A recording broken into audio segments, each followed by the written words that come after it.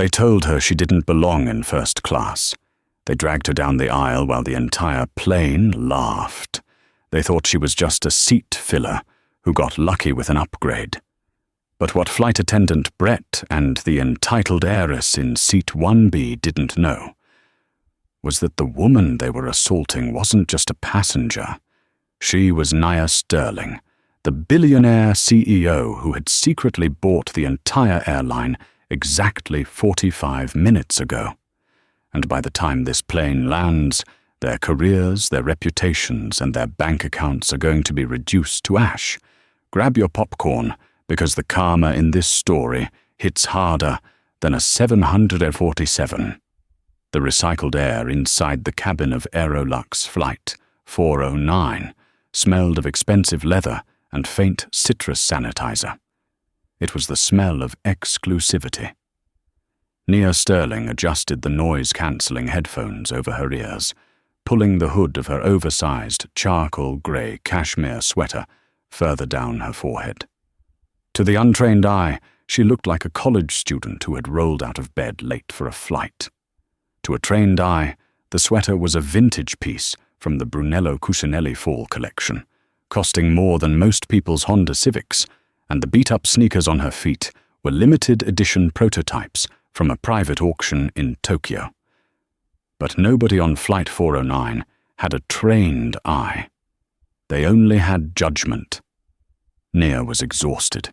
She had spent the last 72 hours in a windowless boardroom at the Kensington Private Equity headquarters in Manhattan, engaging in a hostile takeover that would reshape the aviation industry. She hadn't slept. She hadn't eaten anything other than stale croissants and black coffee. Now, all she wanted to do was sleep for the 7-hour flight from JFK to London Heathrow. She curled into seat 1A, the prime spot in the first-class cabin. She buckled her belt, closed her eyes, and let out a long breath. "Excuse me?" The voice was shrill, like a fork scratching against a porcelain plate. Nia didn't open her eyes immediately. She hoped, perhaps foolishly, that the voice was talking to someone else. "Hello? Are you deaf?" I said. "Excuse me." A sharp tapping on her shoulder forced Nia to look up. Standing in the aisle was a woman who looked like she had been manufactured in a factory that specialized in arrogance. She wore a tweed Chanel suit that was a little too tight, massive sunglasses despite being indoors, and she was clutching a Louis Vuitton pet carrier as if it were a nuclear football. This was Tiffany St. Cloud. Nia slid her headphones down to her neck. "Can I help you?" Tiffany looked Nia up and down, her lip curling in undisguised disgust. She scanned the hoodie, the lack of visible jewelry, and Nia's messy bun. "You're in my seat," Tiffany declared, waving a manicured hand dismissively. "The help usually sits in the back. I think you made a wrong turn at the boarding gate, sweetie." Nia blinked, her patience already thinning. "I'm in seat 1A. My boarding pass says 1A. "That's impossible," Tiffany scoffed, dropping her heavy carry-on bag onto the floor with a loud thud that shook the floorboard. "I am Tiffany St. Cloud. My father is Harrison St. Cloud, the senator. I always sit in 1A. It's the bulkhead. I need the legroom for Muffin." She gestured to the carrier, where a small, trembling Pomeranian let out a yap. "Well, Tiffany," Nia said, her voice calm but steel-edged. "Unless Muffin can fly the plane, he's going to have to settle for 1B. I booked this ticket 3 days ago. I paid full price. I'm not moving." Nia went to put her headphones back on, signaling the end of the conversation. "That was the wrong move," Tiffany gasped, a theatrical sound that drew the attention of the other 6 passengers in the first-class cabin. A businessman in 2A lowered his Wall Street Journal. An older woman in 3B peered over her reading glasses. "Did you just dismiss me?" Tiffany screeched. "Do you have any idea who I am? I don't sit in the second seat. I require the window on the left side. It's for my anxiety. And I certainly don't sit next to urban litter." Naya froze. The air in the cabin seemed to drop 10 degrees. The urban litter comment hung in the air. Toxic and undeniable. Naya slowly stood up. She was tall, 5'10", and even in sneakers she towered over Tiffany. "What did you just call me?" Tiffany took a half step back, but doubled down on her entitlement. "I said what I said. You obviously scammed this ticket, or maybe you used some diversity miles program. But you don't belong here. This is first class. It's for people who contribute to society." Before Naya could respond, and she had a response ready that would have likely made Tiffany cry, a male flight attendant rushed over. His name tag read Brett. He was tall, blonde, with a smile that didn't reach his cold, calculating blue eyes. He had been watching the interaction from the galley, and he had already made his decision on who to support. "Is there a problem here, Ms. St. Cloud?" Brett asked, turning his back entirely to Naya to address Tiffany. "Yes, Brett, thank God you're here," Tiffany whined, pointing a finger at Naya. "This person is in my seat, and she's being aggressive. I feel threatened. Muffin feels threatened. She refused to move when I asked her politely." Brett turned to Naya. His face lost all traces of customer service warmth. It was the face of a bouncer looking to eject a drunk. "Ma'am," Brett said, his voice dripping with condescension. "I'm going to need to see your boarding pass." "I already scanned it at the gate," Naya said, crossing her arms. "And I'm not ma'am. My name is Ms. Sterling." "Boarding pass. Now," Brett snapped, holding out his hand. Naya reached into her pocket and pulled out her phone. She pulled up the QR code and held it out. Brett snatched the phone from her hand, a violation of protocol, and squinted at the screen. "Seat 1A, Brett read aloud. He frowned. He swiped the screen, checking the booking details. "Full fare, one way." "See?" Naya said, reaching for her phone. "Now give it back." Brett didn't give it back. He looked from the phone to Naya, then to Tiffany, who was tapping her foot impatiently. He made a calculation. On one side, a black woman in a hoodie who looked like she might be a rapper's girlfriend or a lottery winner. On the other side, Tiffany St. Cloud, a Platinum Medallion member whose father was a known politician. At Aerolux, the unwritten rule was, keep the Platinum members happy. "This looks like a system error," Brett lied smoothly. He looked Naya in the eye. "We've been having glitches with the third-party booking apps.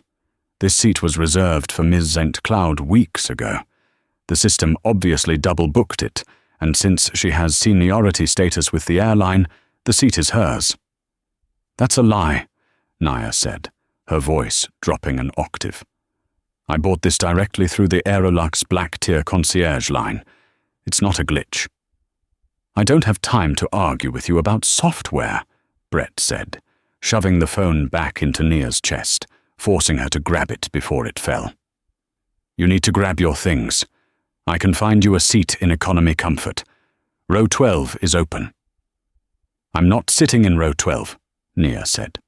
"I paid $12,000 for this seat. If you move me, you are in breach of contract." Tiffany let out a cruel laugh. $12,000? Please, you probably used a stolen credit card. Brett, get her out of here. She smells like marijuana. Nia hadn't touched a drug in her life. She smelled like Le Labo Santal 33, a perfume that cost $300 a bottle. "That's it," Brett said, puffing up his chest. "Ma'am, you are disturbing the other passengers. You are being disruptive and combative. I am giving you a direct order from a flight crew member. Vacate seat 1A immediately, or I will have you removed." Nia looked at Brett. She looked at the cockpit door, which was currently open as the pilots went through pre-flight checks. She looked at the onlookers who were now filming with their phones. "Brett," Nia said softly, "I want you to think very carefully about your next move. because if you touch me, or if you move me from this seat, you will regret it for the rest of your life." "Do you know who I am?" Brett laughed. It was a dry, humorless sound. "I know exactly who you are.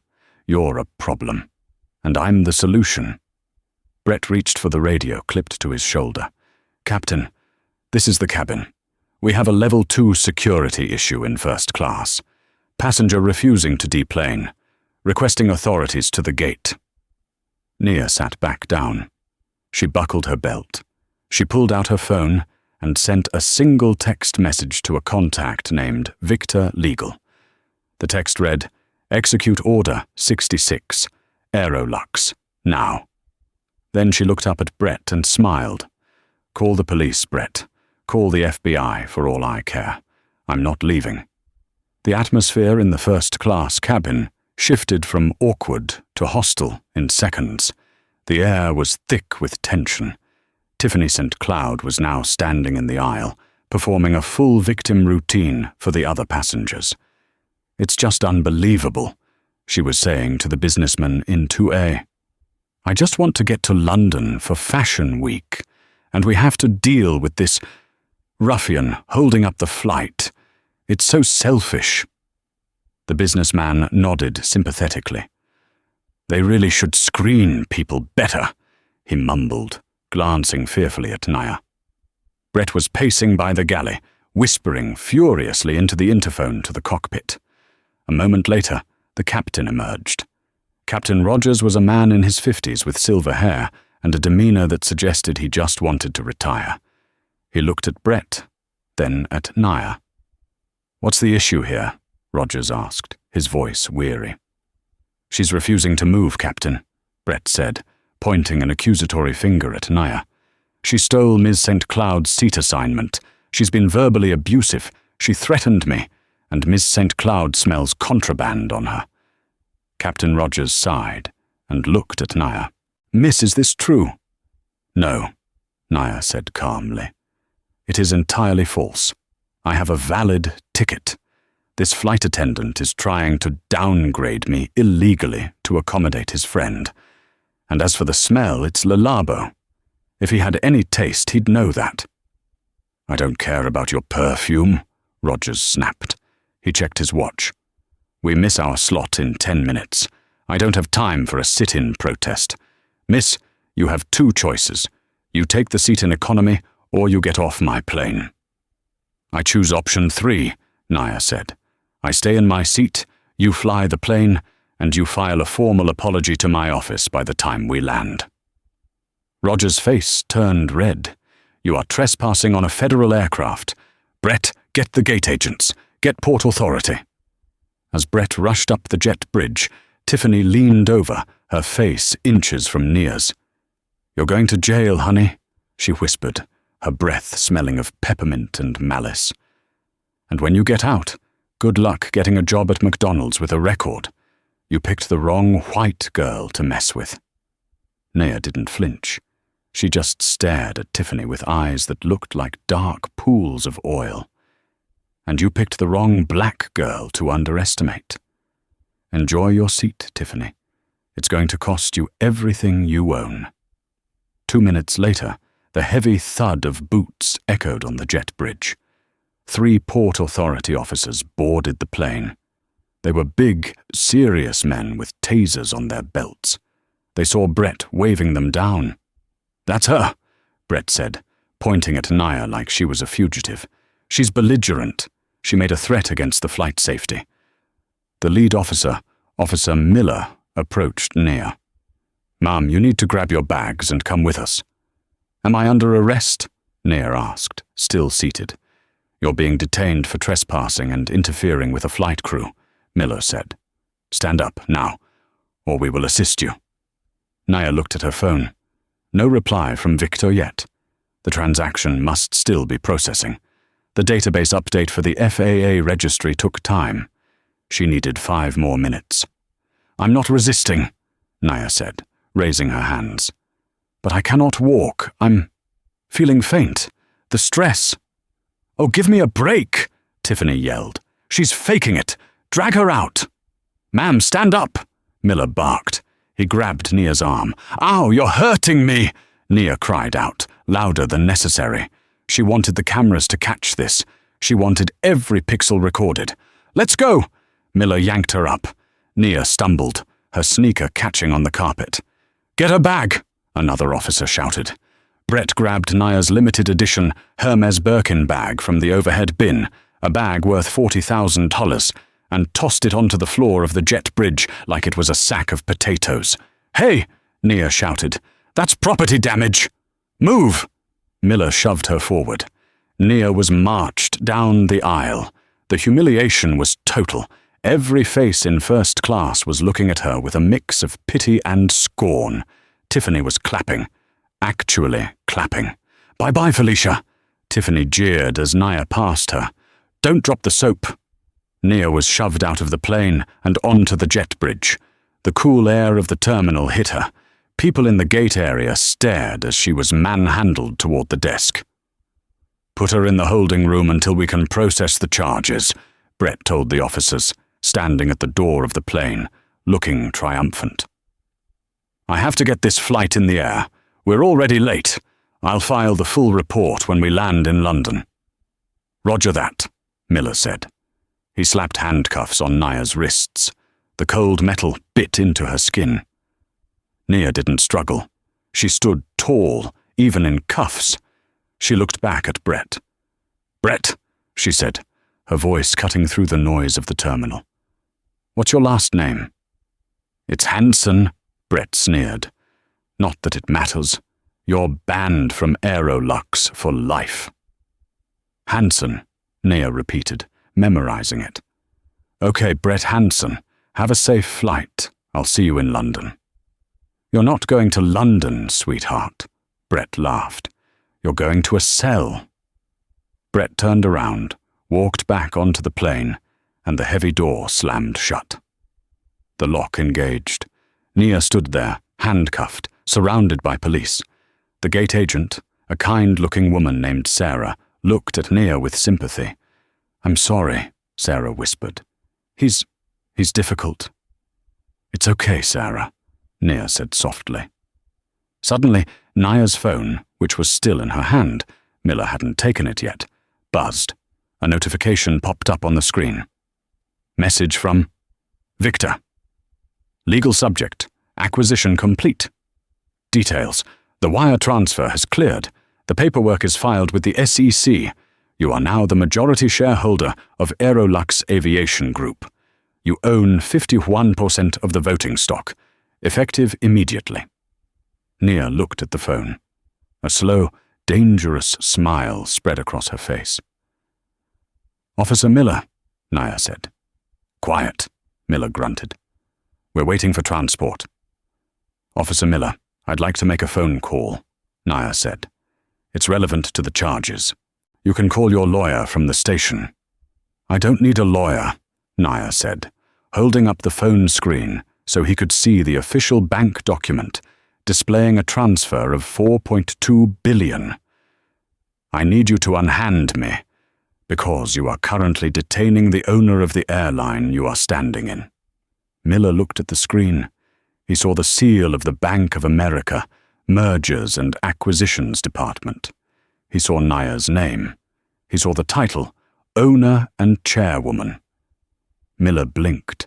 He looked at the plane, which was beginning its pushback from the gate. He looked back at Nia. You own the airline." "As of 2 minutes ago," Nia said. "Now take these cuffs off me. I have a plane to catch." "But the plane is leaving," Sarah, the gate agent, said, looking at the screen in shock. "No," Nia said, rubbing her wrists as Miller hastily unlocked the cuffs, his face pale. "It's not leaving." Nia tapped a number on her phone. She put it on speaker. "Operations Control, this is Director Vance," a voice on the other end answered. "Vance, this is Nia Sterling," she said. "Authentication code, Alpha Zero Niner King." There was a pause, the rustling of papers. Then, a terrified voice. "Ms. Sterling, we just got the memo. Congratulations on the acquisition. How can we serve you? Abort the takeoff of Flight 409 to London, Naya commanded. Tell the tower to ground the plane immediately. Have them return to the gate. Ground the plane? But the fuel costs. The schedule. Did I stutter, Vance? Naya asked. Bring my plane back. I have some trash to take out. Inside the cabin of Flight 409, the mood in first class was celebratory, at least for one person. As the massive Boeing 787 taxied toward the runway, the engines whining with building power, Tiffany St. Cloud was practically glowing with triumph. She had reclined her seat 1A, to a comfortable 45-degree angle. She had kicked off her heels and was currently sipping a glass of Dom Perignon 2008 that Brett had poured for her before they even hit the main taxiway. Honestly, Brett, Tiffany said, her voice loud enough for the entire cabin to hear. You handled that beautifully. It's so rare to find service workers who understand the importance of pedigree. I'm going to make sure my father mentions your name to the CEO of Aerolux. Brett, who was securing the galley for takeoff, beamed. It was my pleasure, Ms. St. Cloud. We pride ourselves on maintaining a certain standard in this cabin. We can't have people like that ruining the experience for our premium guests. The businessman in 2A, who had watched the whole thing, looked uncomfortable but said nothing. He just stared out the window. She was probably high, Tiffany continued, laughing as she fed a piece of dried salmon to Muffin, her Pomeranian. Did you see those sneakers? They looked like they came out of a dumpster. And claiming she owned the seat. Delusional. I bet she's never even seen the inside of a private lounge. Well, she's the police's problem now, Brett said, checking the latch on a cabinet. She'll be lucky if she doesn't spend the night in the county lockup. The plane turned onto the active runway. The pilot's voice came over the intercom. Flight attendants, prepare for takeoff. The engines roared. The plane began to accelerate. Tiffany closed her eyes, ready for the thrust of takeoff to push her back into the stolen seat. Then, abruptly, the engines cut. The plane didn't just slow down. The brakes engaged with a jarring shudder that sent Tiffany's champagne flute sliding off the console and onto her lap. The cold liquid soaked into her tweed Chanel skirt. What on earth? Tiffany shrieked, jumping up and brushing at the wet spot. My skirt! This is vintage. The plane came to a complete stop in the middle of the tarmac. A collective murmur of confusion rippled through the cabin. In economy, babies started crying. In first class, the wealthy passengers looked at each other with irritation. Brett unbuckled his jump seat harness and grabbed the interphone. Captain, what's going on? We had clearance. Captain Rogers's voice came over the cabin speakers a moment later, and he sounded confused. In fact, he sounded rattled. Ladies and gentlemen, this is your captain speaking. I apologize for the abrupt stop.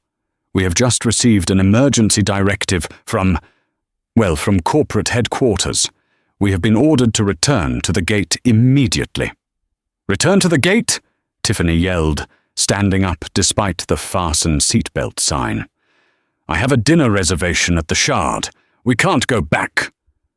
Brett held up a hand to silence her, listening to the pilot on the private line. Captain, is it a mechanical issue? No, Brett, Rogers replied, his voice tense. It's an executive order, code red. They said if we take off, the FAA will pull our operating license before we hit cruising altitude. I don't know who made the call, but operations is terrified. We're turning around. Brett hung up the phone, his face pale. Code red was reserved for bomb threats or hijackings, but the captain had said corporate headquarters. Is it a terrorist? Tiffany asked, clutching her dog. Was it that girl? Did she plant a bomb? It has to be, Brett whispered, his mind racing. She said something about taking out the trash before she left. She must have called in a threat. Brett's eyes narrowed. Don't worry, Ms. St. Cloud. If she called in a fake bomb threat, she's not going to county jail. She's going to federal prison for 20 years. We're going back to the gate, and I'm going to personally make sure the FBI is waiting for her." The massive plane completed a slow, agonizing 180-degree turn. It taxied back past the long line of other planes waiting to take off, a giant metal walk of shame. It took 20 minutes to get back to gate B42. The passengers were restless. The air conditioning had been turned down to save power, and the cabin was getting stuffy. Finally, the bell chimed. The seatbelt sign turned off. "Stay here," Brett told Tiffany. "I'm going to open the door. Expect to see a SWAT team." Brett marched to the main cabin door, 1L. He peered through the porthole. He didn't see a SWAT team. He saw the jet bridge connected. He saw the station manager, Mr. Holloway, a man who usually never left his glass-walled office, standing right at the threshold, looking terrified. Brett disarmed the door, grabbed the handle and rotated it. He pushed the heavy door open, ready to give a statement to the authorities. "Officer, the woman responsible is—" Brett stopped. The words died in his throat. There were no SWAT team members. There were no FBI agents in windbreakers. Standing in the center of the jet bridge, flanked by Mr. Holloway and two men in sharp Italian suits who carried leather briefcases, was Nia Sterling. She was no longer wearing the hood over her head. Her hair was pulled back, revealing a face of striking, terrifying beauty. She stood with her posture perfect, her hands clasped loosely in front of her. She looked calm. She looked regal. And she was definitely not in handcuffs. "Hello, Brett," Nia said. Her voice was smooth, like velvet wrapped around a razor blade. "Did you miss me?" Brett blinked, his brain unable to process the image in front of him. How did you get out? You're supposed to be in a holding cell." "I don't do cells, Brett," Nia said, stepping across the threshold onto the plane. "I do boardrooms." Brett instinctively stepped in front of her to block her path. "You are not allowed on this aircraft. You've been blacklisted. Mr. Holloway, why is this passenger loose? Call security." Mr. Holloway, the station manager for JFK, stepped forward. He was sweating profusely. He reached out and physically grabbed Brett by the shoulder, pulling him out of Nia's way. "Shut up, Brett," Holloway hissed, his voice trembling. "For the love of God, shut your mouth." "Excuse me." Brett looked at his boss in shock.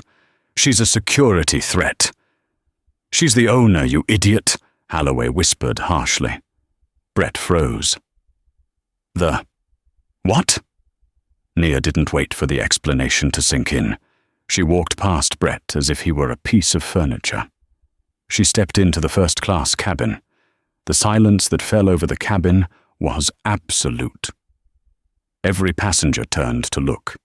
Tiffany St. Cloud, who was busy trying to scrub champagne out of her skirt with a napkin, looked up and dropped her jaw. "You!" Tiffany shrieked. "How did you get back here? Did you break out?" Nia stood at the front of the cabin, right where the flight attendants usually gave the safety demonstration. She turned to face the passengers. She didn't look like a seat filler anymore. She looked like she owned the air they were breathing. "Ladies and gentlemen," Nia said, her voice projecting clearly without shouting. "My name is Nia Sterling.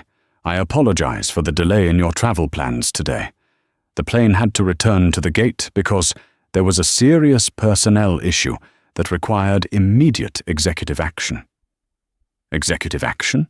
the businessman in 2A asked, lowering his newspaper. "Who are you?" "I'm the chairwoman of Sterling Capital," Nia said. "And as of 45 minutes ago, I am the sole owner of Aerolux Aviation." A gasp rippled through the cabin. Tiffany let out a scoffing laugh. "You're a liar!" Tiffany yelled. "You're a homeless scammer. Brett, get her off." Nia turned her head slowly to look at Brett, who was standing by the door, shaking. Brett, Naya said. Come here, please.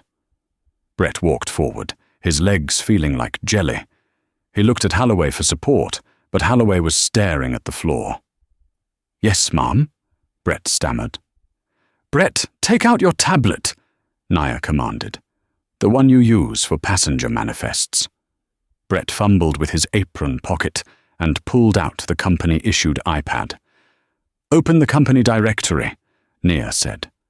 Refresh the page. Brett's fingers shook as he tapped the screen. The app loaded. The organizational chart appeared. At the very top, where the CEO's picture used to be, there was a new entry. It had been updated remotely by the IT department minutes ago. Chairwoman and CEO, Nia Sterling. Brett stared at the picture. It was Nia. A professional headshot, looking powerful and intimidating. Read it out loud, Brett, Nia said softly. Chairwoman, Nia Sterling, Brett whispered. Louder, Nia said. Chairwoman Nia Sterling, Brett said, his voice cracking. Nia nodded. She turned back to the passengers. Now that we've established my credentials, we have some housekeeping to do. She turned fully to Brett. Brett Hansen, you have been employed by Aerolux for 6 years. In that time, you have 3 complaints on your file for rudeness, but they were ignored by management because you hit your sales targets for duty-free items. Brett's eyes went wide. How do you know that? I own the data, Brett. I know everything, Nia said. She took a step closer to him. Today, you violated 3 federal aviation regulations. You profiled a passenger based on appearance. You accessed private passenger data without cause. And you physically assaulted a client, me, by seizing my property without consent. I was just following protocol regarding disruptive passengers. Brett tried to argue, sweat dripping down his forehead. No, Nia cut him off. You were following your own prejudice. You looked at me, saw a black woman in a hoodie, and decided I didn't belong in your world. You decided I was trash to be taken out. Nia reached out and plucked the silver purser wings from Brett's lapel. You're fired, Brett, Nia said. Effective immediately. But I'm not just firing you. I'm instructing our legal team to file a civil suit against you for damages to my reputation. And I'm putting a note on your permanent industry record. You will never work for an airline again. Not Delta, not United, not even a cargo plane hauling rubber dog vomit out of Hong Kong. Brett looked like he was going to vomit. Please, Ms. Sterling, I have a mortgage. I didn't know. You didn't know I was a billionaire, Nia corrected him. But if I had been a janitor who saved up for 10 years to buy this ticket, you would have treated me the exact same way. That is why you're fired. Not because of who I am, but because of who you are. Nia pointed to the door. Get off my plane. Now. Brett looked around the cabin, pleading with his eyes for someone to save him. But the passengers were silent. Even the businessman in 2A was nodding in agreement. Brett hung his head.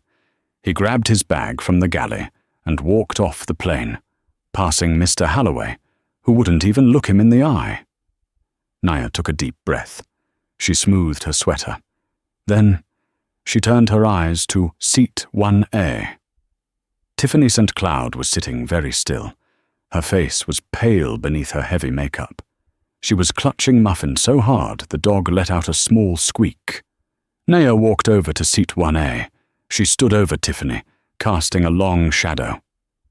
Now, Nia said, her voice dropping to a terrifying whisper. Let's talk about my seat. Tiffany swallowed hard. She tried to summon her usual arrogance, but it flickered and died in the face of Nia's presence. Look, Tiffany said, her voice trembling. I didn't know. Okay?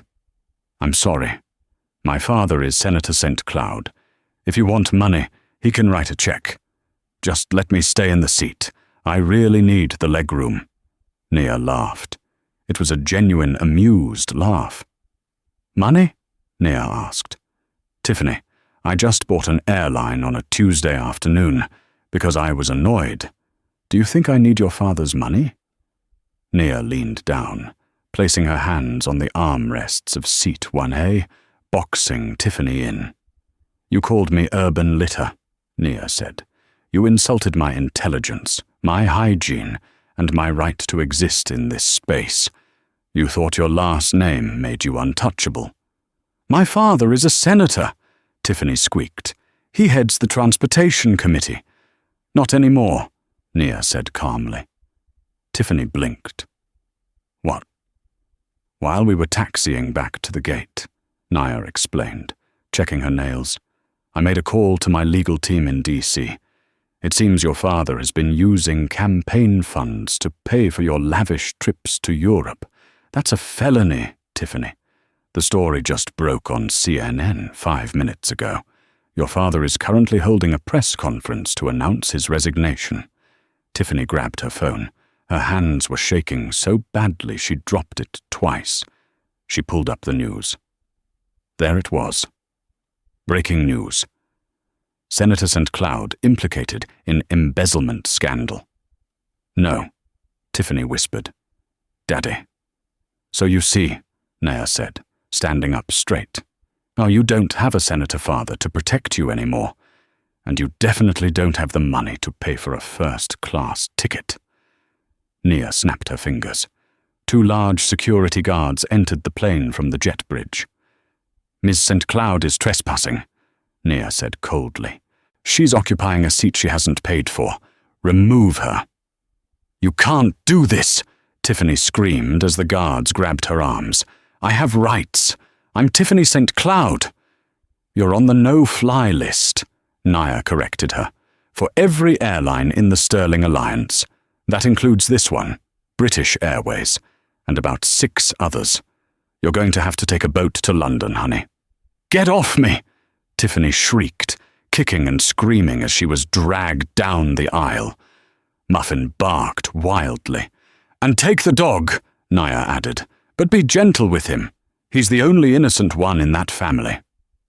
The entire cabin watched in stunned silence as the screaming Tiffany St. Cloud was hauled off the plane, her cries echoing down the jet bridge. When silence finally returned to the cabin, Nia looked around. She saw the shocked faces of the other passengers. I apologize for the disturbance, Nia said, smiling warmly. To compensate you for the delay, I have instructed the crew to issue a $5,000 travel voucher to every passenger on this flight, and for the first-class cabin. She looked at the empty seat 1A. Open the vintage reserves, Nia told the remaining flight attendant, a terrified young woman named Chloe. Serve the Salon 1997 champagne, and bring me a glass. I believe I have a seat to reclaim. Nia sat down in Seat 1A. She put her headphones back on. She closed her eyes. Captain, Nia said into the air, knowing the cockpit was listening, take us to London. At 38,000 feet over the Atlantic Ocean, while the rest of the first-class cabin slept under heavy duvets, Nia Sterling was wide awake. The cabin was dark, illuminated only by the soft blue glow of the aisle lights and the piercing brightness of Nia's laptop screen. She wasn't watching a movie. She wasn't sipping the Salon 1997 champagne she had ordered earlier. She was hunting. Nia had connected to the plane's internal Wi-Fi, but she wasn't using the guest network. Using an admin key she had acquired during the purchase transfer hours ago, she had bypassed the firewall and was now deep inside Aerolux's central server, specifically the Passenger Allocation System, PAS. Something about Brett's behavior hadn't sat right with her. He had been too confident. He had mentioned a system error with too much rehearsal, and Tiffany St. Cloud had been too certain that Sat 1A belonged to her, despite Nia holding a valid ticket. Nia's fingers flew across the keyboard. She ran a forensic search on the booking history for flight 409. Ping. The results appeared on her screen in a cascading waterfall of data. Naya's eyes narrowed. "Got you," she whispered. She found Tiffany's booking. It hadn't been made through the Aerolux website. It hadn't been made through a travel agent. It had been manually injected into the system 24 hours ago with a code tagged Ghost Tier. Nia frowned. She opened a command line and searched the entire company database for Ghost Tier. The search returned over 4,000 hits in the last year alone. Naya clicked on the financial trail for Tiffany's ticket. The seat was priced at $12,000, but the payment hadn't gone to Aerolux's corporate account at JP Morgan Chase. It had been routed to a shell company called Sky High Consulting LLC, based in the Cayman Islands. Nia leaned back, the leather of seat 1A creaking softly. This wasn't just a rude flight attendant. This was a massive, industrial-scale embezzlement scheme. Someone at the top of Aerolux was selling prime seats to entitled elites like Tiffany St. Cloud, kicking legitimate passengers off the plane and pocketing the cash through a dummy corporation. They were stealing from the airline to line their own pockets, destroying the brand's reputation in the process. Naya hit a button on the armrest. Ding. A moment later, Chloe, the young flight attendant who had replaced Brett as the lead, appeared silently by her side. Chloe looked terrified. She had seen her boss fired and a passenger dragged off by police. She was walking on eggshells. "Ms. Sterling?" Chloe whispered. "Can I get you anything? More water? A warm towel?" "Sit down, Chloe," Nia said, gesturing to the ottoman opposite her seat. I'm not allowed to sit while on duty, Mom." "I own the airline," Nia said gently. "I'm changing the rules." "Sit." Chloe sat, her hands trembling in her lap. "Chloe, I'm not going to fire you," Nia started, her voice low. "But I need you to be honest with me. If you lie, you will be walking out the door with Brett. If you tell the truth, you have a future here." Chloe nodded, her eyes wide. "Okay." Nia turned her laptop screen so Chloe could see it. She pointed to the code Ghost Tier. "What is this?" Nia asked. Chloe's face went pale. She looked around the cabin to make sure the other passengers were asleep. It's the VIP override program," Chloe whispered. "The crews call it the snob swap. We get a manifest update right before boarding. It usually highlights a seat, always the best seat, and tells us to move the original passenger to economy or kick them off. We're told it's a priority reaccommodation." "And who tells you to do this?" Nia asked. "Operations," Chloe said. "But the memos always come from the top, from Mr. Pendleton's office." Arthur Pendleton, the Chief Operating Officer, COO. The man responsible for the day-to-day running of the airline. Nia knew the name. He was an industry veteran, a man who wore three-piece suits and smiled for Forbes magazine covers. "Does Brett do this often?" Nia asked. Brett was the favorite, Chloe admitted. He loved the Ghost Tier. He bragged that he got a commission for every passenger he bumped. He said Mr. Pendleton took care of the fixers. Nia felt a cold fury rising in her chest. Her airline, her new acquisition, was being run like a mafia racket. They were assaulting paying customers to service a black market for the ultra-rich. "Thank you, Chloe," Nia said, closing the laptop. "You've been very helpful." Are you going to shut us down?" Chloe asked, fear in her voice. "No," Nia said, staring out the window at the dark abyss of the ocean. "I'm not going to shut the airline down. But when we land in London, I'm going to burn the management to the ground." Nia pulled out her phone. She composed an email to her personal security team, Blackwater Ops.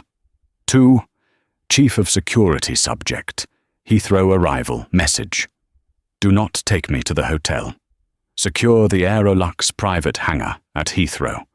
I want the entire London Executive Board present when I land.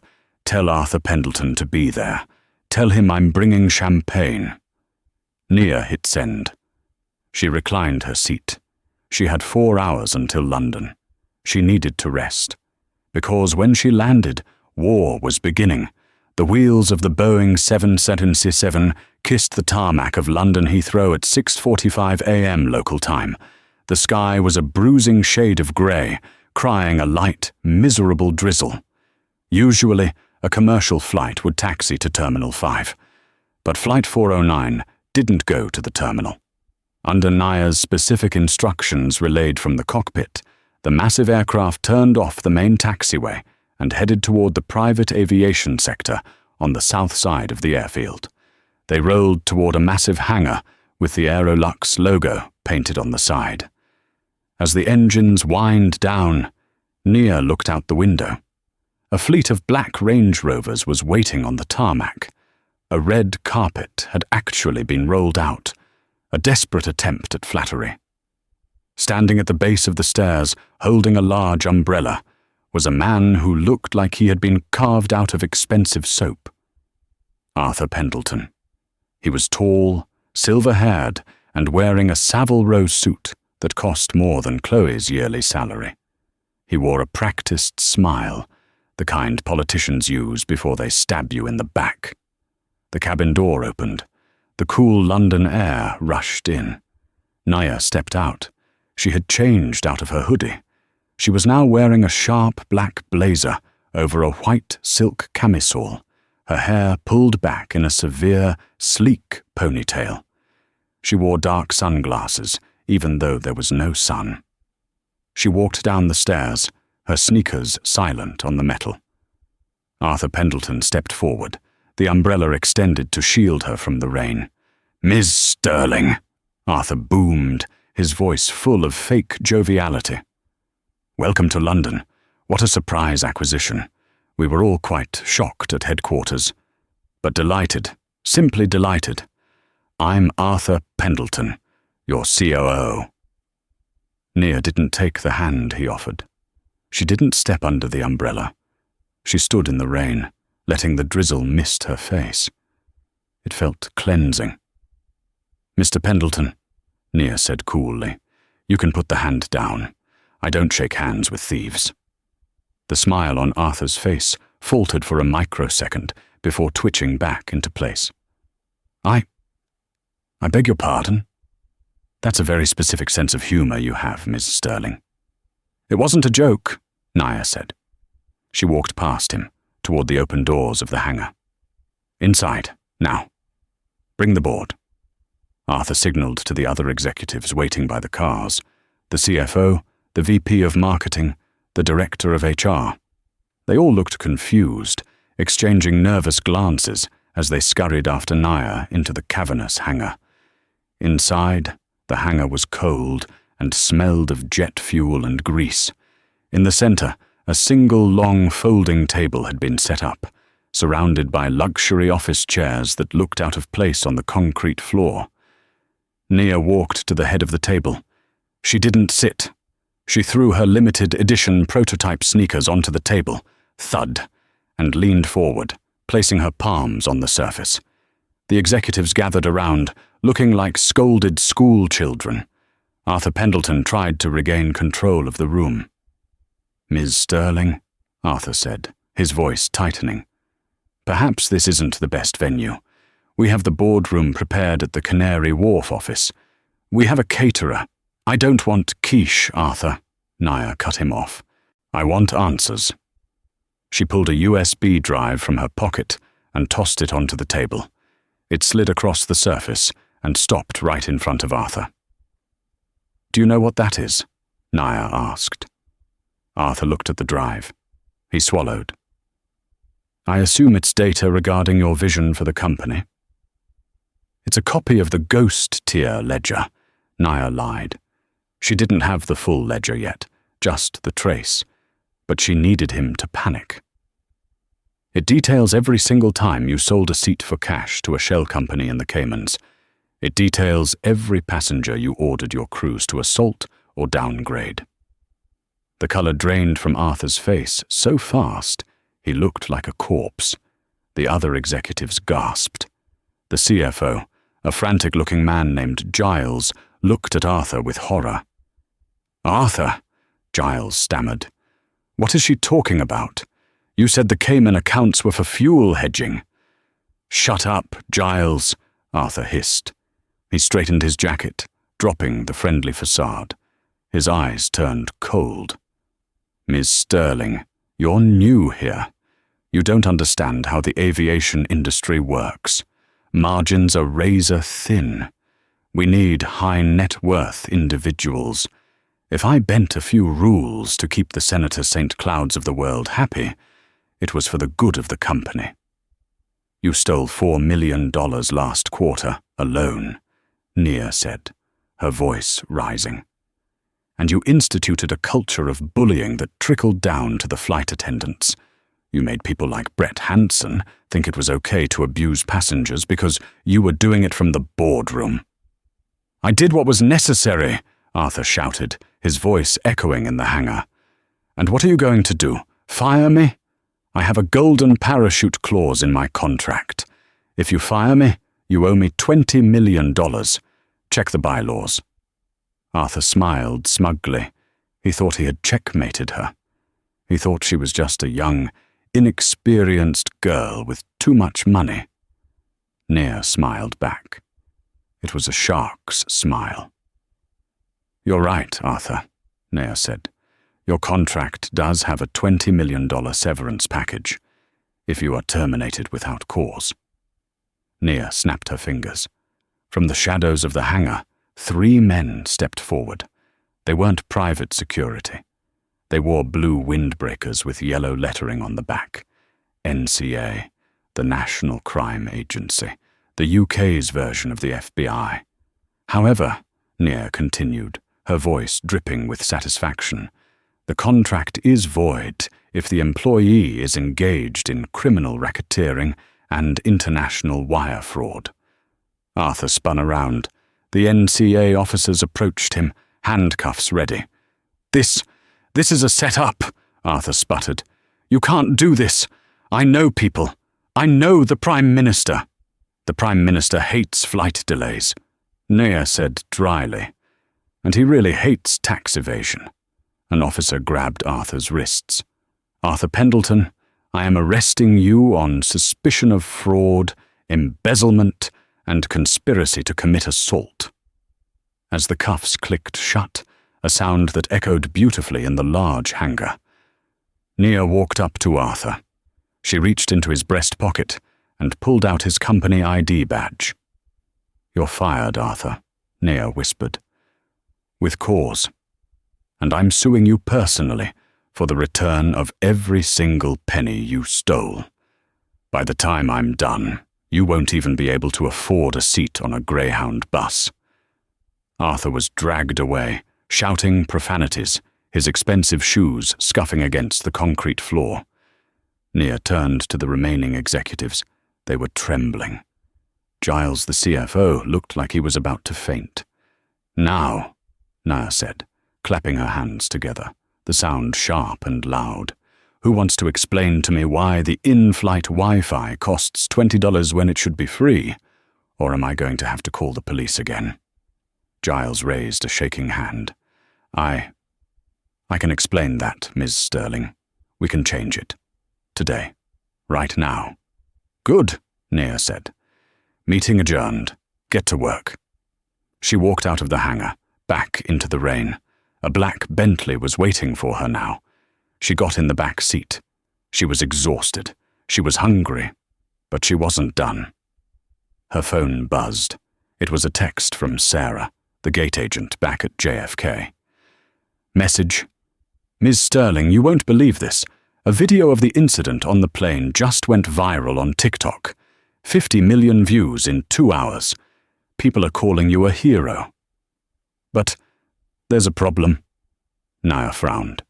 She typed back, "What problem?" Message: "The video shows Tiffany's face, clearly. Her father, the senator, he just went on live TV. He claims the video is deep fake AI generated by you to sabotage his career. He's suing you for defamation, and he's calling for a boycott of Aerolux. Nia stared at the phone. The senator was doubling down. He was going to use his political weight to crush her before she could even get started. "Driver," Nia said to the man in the front seat. "Yes, ma'am? To the hotel?" "No," Nia said, her eyes flashing. "Take me to the BBC Broadcast Centre. I think it's time for an exclusive interview." The red on-air light buzzed above the door of the BBC's primetime interview studio. Inside, Senator Harrison St. Cloud sat opposite the host, looking every inch the aggrieved victim. "It is a political witch hunt," the senator declared, smoothing his silk tie. "My daughter Tiffany is a sweet girl. That video circulating online, it's a deep fake, artificial intelligence created by a hostile business rival to slander my family. I have never embezzled a dime."